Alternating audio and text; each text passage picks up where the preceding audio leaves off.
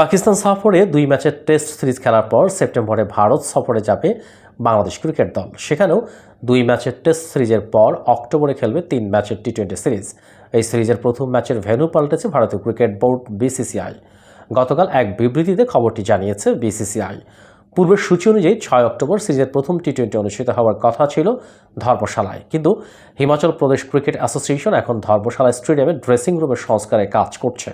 এ কারণে বাংলাদেশের বিপক্ষে টি-20 সিরিজের প্রথম ম্যাচের ভেন্যু পাল্টানোর সিদ্ধান্ত নিয়েছে বিসিসিআই। বিবৃতিতে বলা হয়, ভারত ও বাংলাদেশের মধ্যকার প্রথম টি-20 2024 সালের 6 অক্টোবর ধর্মশালায় অনুষ্ঠিত হওয়ার কথা ছিল।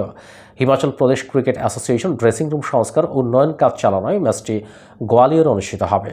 ভারত সফরে 19 সেপ্টেম্বর চেন্নাই প্রথম টেস্টে স্বাগতিকদের মুখোমুখি হবে বাংলাদেশ। 27 সেপ্টেম্বর কানপুরে শুরু হবে সিরিজের দ্বিতীয় টেস্ট। টি-20 সিরিজের 3টি ম্যাচ অনুষ্ঠিত হবে যথাক্রমে 6, 9 ও 12 অক্টোবর।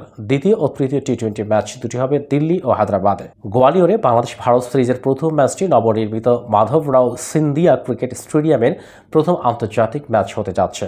আর 2010 সালে ভারত দক্ষিণ আফ্রিকার সেই স্মরণীয় ম্যাচের পর গোয়ালিয়র শহরে এটাই হবে প্রথম আন্তর্জাতিক ম্যাচ। 14 বছর আগে সেই ম্যাচে ছেলেদের আন্তর্জাতিক ক্রিকেটে প্রথম ব্যাটসম্যান হিসেবে ডাবল সেঞ্চুরি করেছিলেন ভারতের কিংবদন্তি সচিন টেন্ডুলকার।